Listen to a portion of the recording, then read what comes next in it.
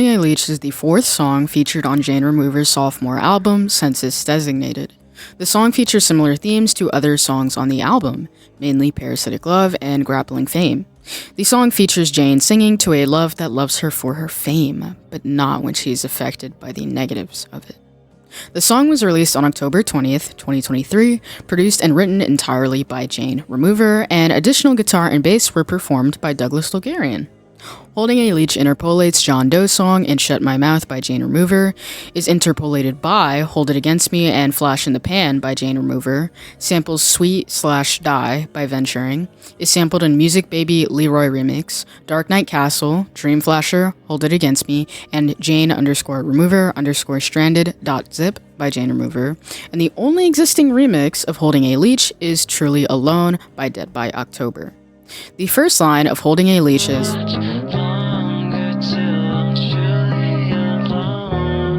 similarly to the lyrics Everyone Knows and Nobody Cares, and I'll Ride Your Coattails If I Can't Reach the Rest of You, from Cage Girl/Cam Girl, Jane seems to be displaying insecurity, a fear of loneliness, a lack of self-loathing, and low self-esteem in this line.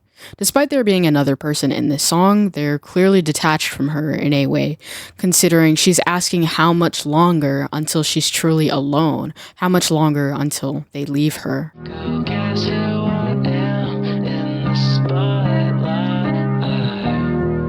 I can't stand to hear a voice that's not mine. This line feels like it's about losing control over your own identity. Go guess who I am sounds almost sarcastic, as if the speaker knows people are going to make assumptions about them regardless of what they say.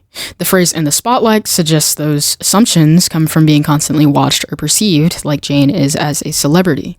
Then, when she says, I can't stand to hear a voice that's not my own, it feels like everyone else's interpretation has become louder than hers. Instead of being able to define herself, she's surrounded by other people's ideas of who she is, whether that's interviewers, music analysts like myself, music critics, whatever.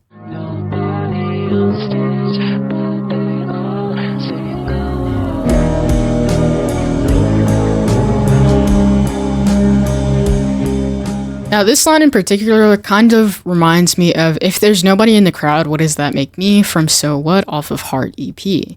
But the line nobody on stage, but they all sing along paints the image of an audience participating even though there's no performer in front of them. It could represent the absence of a clear identity or person behind the art, yet people continue to project meaning onto it and engage with it anyway. Even without someone on stage, the crowd still sings along, suggesting that the audience has taken on a life of its own, responding to an idea, a memory, or a version of the artist they've created themselves, rather than Jane, the person who actually exists.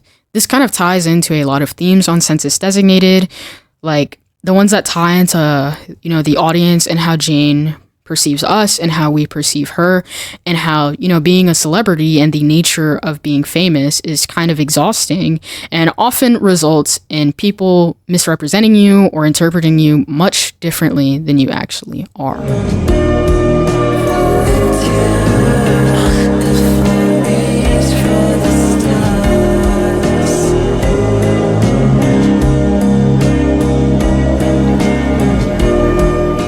Find You If I Reach for the Stars expresses the hope that achieving something greater will finally bring Jane closer to something that she's searching for. The stars symbolize lofty ambitions or dreams maybe, suggesting the belief that success or reaching an idealized place might finally lead her to the person they miss or desire. At the same time, because the stars are so distant, the line also carries a sense of uncertainty. It hits that this hope may just be unrealistic, but it's one Jane can't let go of. Also, you could maybe be the audience, or maybe a love interest, or maybe a love interest from another song. A lot of songs on Census Designated mention various men or, individuals that Jane is close to romantically or, friendship-wise. So this theoretically could be somebody else from another Census Designated song, which could tie into the meaning of this line. Let me know what you think below.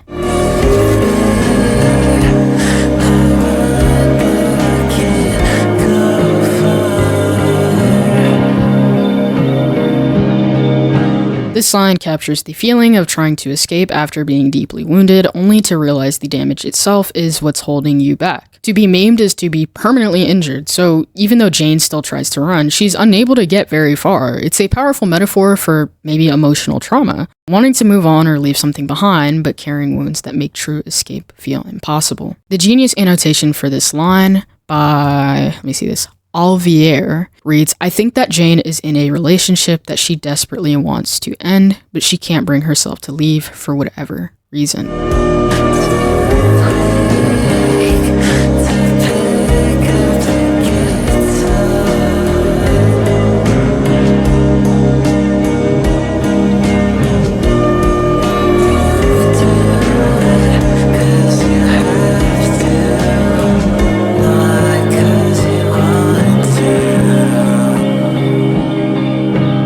These lines reflect a loss of passion for something that once may have brought joy. Being too weak to pick up the guitar suggests emotional exhaustion or burnout, where even creating music, what Jane really likes doing and likes, feels impossible. The following line, "and you do it because you have to, not because you want to," reveals that music has become an obligation rather than an outlet or a form of creative expression. Instead of creating out of love or inspiration, Jane is driven by pressure, expectation, or necessity, highlighting how something deeply personal can begin to feel like a chore. Because at the end of the day, even though it seems like artists, just create music for themselves or are just doing it, for the love of music, if music is your job, this is how you feed yourself. This is how you eat. This is your job.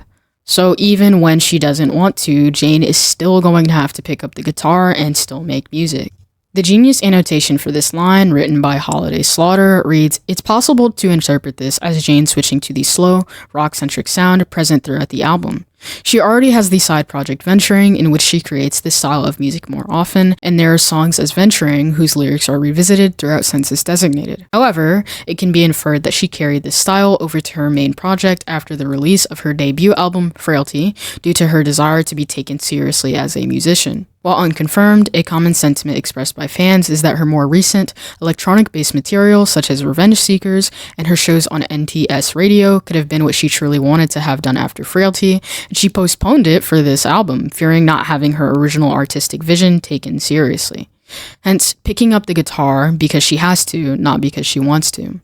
This interpretation is free to poke holes through given the abusive/romantic themes explored on this track and others, but given the title track of Census Designated being confirmed as an analogy involving the music industry, it's worth considering.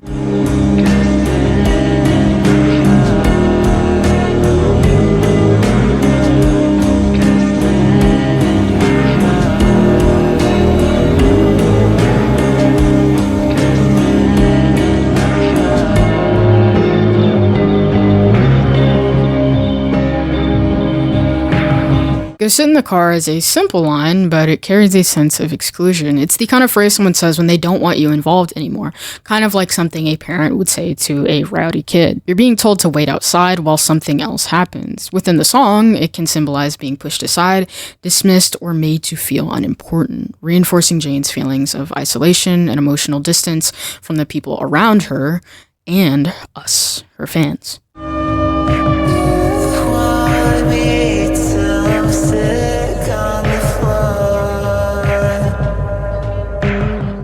This line suggests a relationship that's only sustained while Jane can keep giving more of herself. By the time she's sick on the floor, she's been emotionally or mentally drained to her breaking point.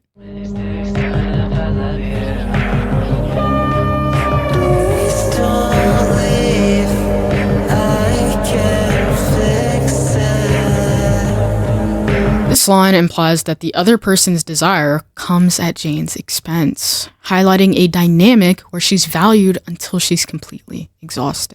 This captures a moment of complete emotional desperation. The phrase "throwing up" makes these words feel involuntary, as if they're spilling out in a panic rather than being carefully chosen. Instead of expressing love calmly, Jane is desperately bargaining to keep someone from leaving, promising she'll change if it means saving the relationship. The line portrays love at its most frantic, where fear of abandonment overwhelms reason and every plea becomes an attempt to hold on to someone who's already slipping away. Furthermore, the fact that Jane has to beg this individual to stay seems like it makes it seem like they don't unconditionally love her. Because if you unconditionally love someone, you tend to want to help them and stay regardless of what they're going through.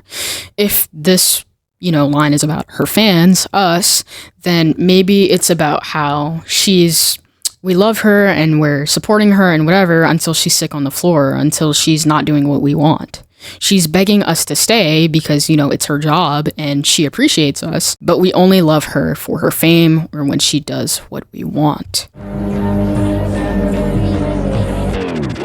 And it's hard for you to tell if I mean it reveals the damage caused by Jane's emotional outburst. After desperately pleading, "I love you, please don't leave, I can fix it," the other person, or maybe us, her fans, no longer knows whether those words are genuine or simply a reaction to the fear of being abandoned. The line highlights a relationship where trust has begun to erode, leaving even sincere expressions of love clouded by doubt.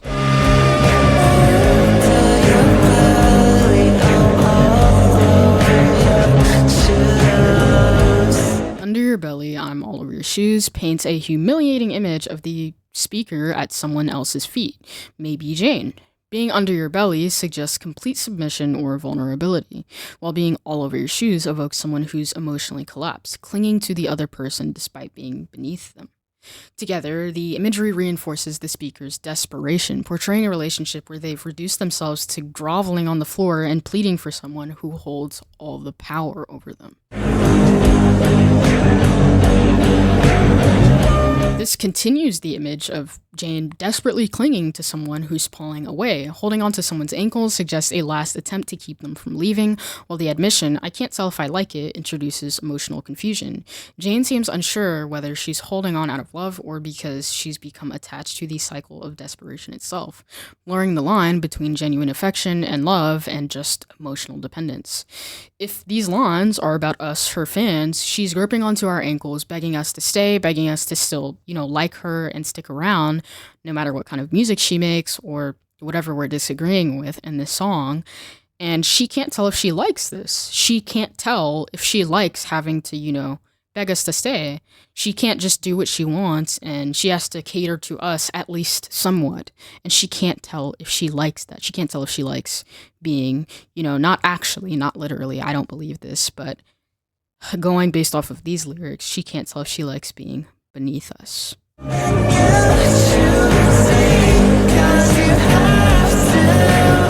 Now, this reflects the fear that the relationship is no longer driven by a genuine love or desire, which we're already kind of getting hints of with gripping onto your ankles, "I can't tell if I like it," and Jane begging whoever this is to stay. Instead, Jane believes she's being chosen out of obligation, guilt, or responsibility rather than authentic affection. It's a heartbreaking realization that staying together isn't the same as being wanted, reinforcing Jane's deep insecurity about her place in the relationship. If this is about Jane's fans, this could be interpreted as, original fans or existing fans not liking what she's putting out or what she's doing, anything like that, and feeling obligated to stay a fan of her because of our attachment to her. Because, okay, well, she's made all this great music, she's this great person, we like her, so even if I don't like what's happening to her right now, how she's acting right now, what's going on right now, it's Jane. I can't leave her behind. I'd feel bad. So that ties into the obligation and guilt I was talking about earlier, as well as responsibility, rather than, genuine love or desire or connection with her and just purely liking her music. Now, this is completely my interpretation, and this could not be about us at all. So please don't feel, attacked by this.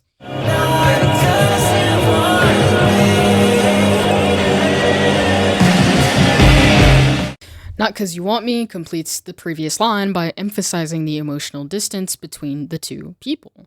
Jane believes the other person remains in the relationship out of obligation rather than genuine desire, and it's a simple but devastating admission, revealing the fear that love has been replaced by duty, leaving Jane feeling unwanted despite still being chosen.